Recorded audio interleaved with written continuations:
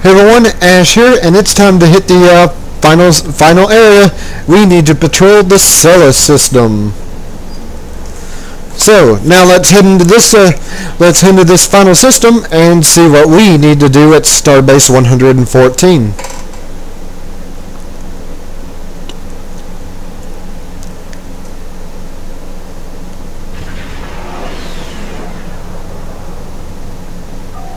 We are cleared for docking at Starbase 114. Commander Thrall is hailing us. Do you want me to put it on the main view screen? Alright. Commander, welcome to Starbase 114. Commander Winters told us to expect you. Several officers assigned to the Starbase have been injured in a series of accidents. Commander Cleveland is suspicious, and frankly, I don't have the time or personnel to conduct a thorough investigation. We need your help. Please find me when you arrive. I can answer your questions then. Thrall out.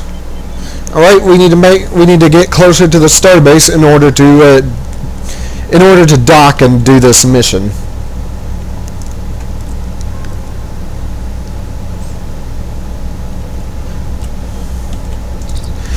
Captain, we are in transporter range of Starbase 114. The way team could beam down on your command. And as you can tell, it's another one of these missions where you only take one person, so that means there's probably going to be no combat here.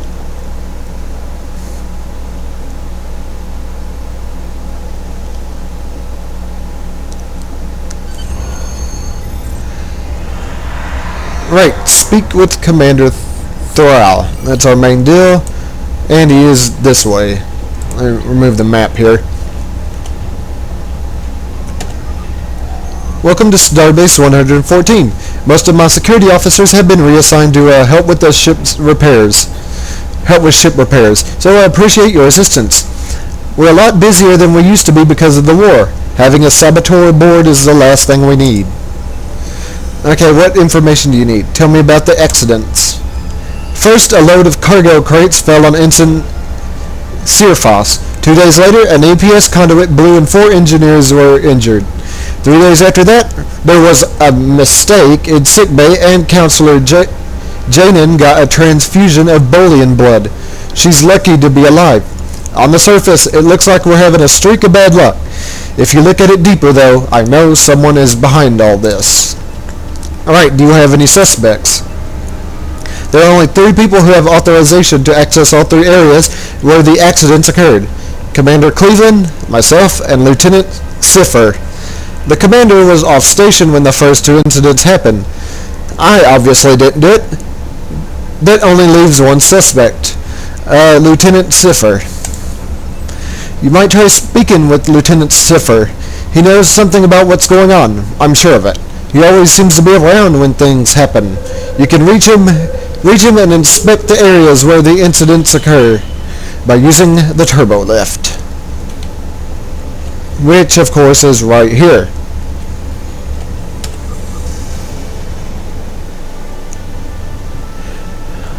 Now, where's the guy I need to talk to?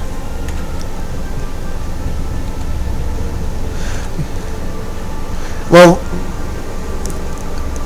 we need to investigate the accidents first. First, we need to go over here and investigate the EPS junction. The EPS conduit shows signs of having been tampered with. Scans of the access panel show signs of Lieutenant Cipher's DNA. He would not have caused to access the conduit as part of his normal work duties. That's quite suspicious there. And let's head over here to the other deal and scan this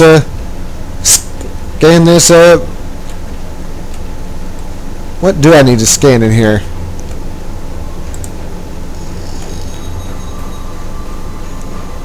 I need to go up here. Okay, I need to go up there from the other side.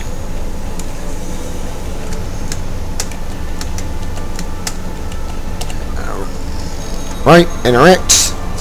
This crate has traces of chemicide on it, meaning that it is somewhere near the stolen crates. However, All this crate contains is replacement Starfleet uniforms. Okay, so basically that was actually pretty useless.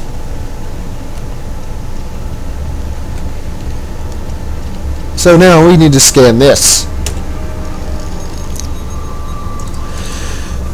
The safety interlocks on the cargo lift appear to have been disabled. Someone would have to be very familiar with these systems to do this. Lieutenant Cipher is one of the technicians at the station certified to do maintenance on the lift system. Oh, it's not looking too good for him now, is it? And yeah, there's the guy, but there's the guy we need to talk to, but the only problem is we need... Oh, this way. Right here, the sickbay logs. Nothing appears to be out of the ordinary in the sickbay logs, but then I have a look at Counselor Jennings' personal file. Her file has been altered, not once, but twice. Whoever did this was very careful and skilled, sir. First, they set up a program that altered her medical records automatically when the sickbay EMH cross-referenced it to give her a transfusion. The program then erased all records of the transaction and purged the information from the EMH's medical log. The logs show that Lieutenant Cipher's access code was used to log into the system the day the accident took place. However, there is no proof that he was the one who activated the program. Sir, all this circumstantial evidence seems to point to Lieutenant Cipher. However, I find it impractical and a little too convenient. Cipher's Starfleet record is spotless, and his mechanical and computer aptitude scores are much higher than his peers. Even if he were responsible for the incidents, I believe he would have been able to cover his tracks much better than this. We should go speak with Lieutenant Cipher and see if he can shed some light on this evidence. And he was back in here, so we need to go in here and talk to him. Alright. Well, thinks there's a saboteur on the Starbase. If there is, it isn't me. I'm happy to answer whatever questions you have, Commander. I have nothing to hide. Alright, what do you know about the accident involving the cargo lift? Not much, other than I had just completed repairs on the lift that day, or two before the accident occurred. That lift was fine and completely operational when I left it. I performed its scheduled maintenance and double-checked all the safeties before I put it back in service. Alright, did you have any reason to use the access panel to the EPS conduit? No, I can't recall even being in that section of the base recently. However, one of our engineering members found one of my tools in there a few days ago. I assumed that one of the other engineers borrowed my hyper spanner and forgot to return it. That sort of thing happens all the time out here. This is a very busy starbase, and I would rather my team just take what they need when they need it. I don't lock up my tools, so everyone has access to them. Alright, do you know Counselor Jennings? Yes, she is a very close friend of mine. We spend a lot of time together when we're off duty. In fact, I'm taking care of her cat, Cambridge, while she recovers. I'm very happy that Jennings is going to be okay. I spent the first couple nights in sickbay until she regained consciousness. When Jennings woke up, she told me to stop mothering her and get back to work. Alright, how long have you been assigned to this shift? About a month. I was assigned to Gamma for 8 months prior to the change. I liked Gamma shift. It was quiet. Most of the people are normally asleep then, and we can get a lot of work done. It's taken me a few weeks to adjust to the new shift. I keep having to drink Replicator to stay awake. Even with that, I still find myself drifting off to sleep for short periods, sometimes when I need a break. It's nothing to worry about though. I'm sure I will become accustomed to the new hours soon. And describe your daily routine. I wake up, grab a little breakfast, and go over to daily assignments for my team. Once I am on duty, I make the rounds and check on my team to hand out their daily assignments. Around mid-shift, I grab a cup of Replicator from the Replicator, and I take a short break in Cargo Bay 4. Cargo Bay 4 is not used much, so it's generally deserted. I drink my beverage and read a little, after which I return to duty and check on my team again to make sure they don't need anything. Alright. Captain, all these events seem to happen during the later half of Alpha shift. Lieutenant Cipher told told us that he usually takes a break and gets a rectigino from the Replicator around the same time every day.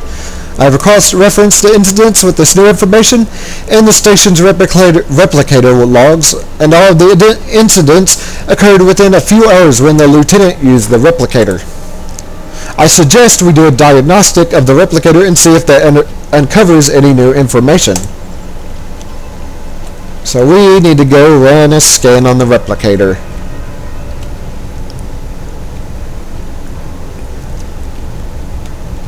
Which I think... No, not there. That's the turbo lift.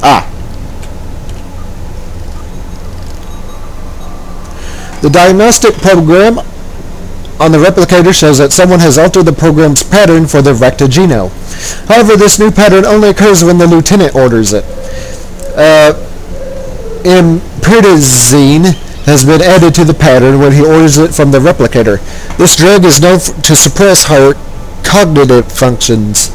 When mixed with the stimulants in the rectigino, this could result in a state of altered consciousness that would make Lieutenant Cipher very susceptible to suggestions. It also looks as if a small transmitter beacon sends messages to someone every time this special item is created. There is no way to tell who is listening for this message, sir, but I suggest we trigger this message and then set a trap for the person that receives it. It is very likely that the person gets the message will head directly for Cargo Bay 4, since that's where the lieutenant goes to enjoy his beverage. So now we need to use the replicator. The message has been sent, sir. I also notified the ship to ready a security team on the transporter pad. When you signal the ship, a security team will beam to our location. But now we need to go to Cargo Bay 4. 3 and 4. Wait for the saboteur in 20 seconds. Alright. 10 more seconds. 5, 4, and there he is. Spring the trap. Right. I see you have discovered my ruse. I had planned to make Lieutenant Cipher was transferred off the station to cover my tracks, but you arrived before I could put that plan into motion. Better to be caught in Starfleet than to fail my real employer, the Orion Syndicate. Melanie Deanne would have no problems with killing me and my entire family if she thought I had betrayed the Syndicate. My bondmate was deep in debt with the Syndicate. I agreed to help them in exchange for letting them go free. At first it was just small bits of information like freighter schedules and watch rotations. I didn't ask what they did with the information. Of course, after I started helping them, it became a downward spiral. The Syndicate kept wanting more, and before I knew it, it was only a matter of time before I was discovered. I set up the incidents to cover what I had done and threw suspicions onto someone else. It just went way too far. I won't put up a fight, Commander. Take me back to your ship, and I'll accept whatever punishment the Federation deems fair. I'm just glad it's finally over. Okay, we need to beam the Commander to the ship. And, yeah, this... If they were still doing the diplomacy deal, well, when they were started the diplomacy deal, this would actually give you the rank of, what is it at? The rank of attaché, I think, but now it doesn't. So we're done. We need to beam out, and once we do that, we'll talk to Commander Winters and get a reward. See you next time.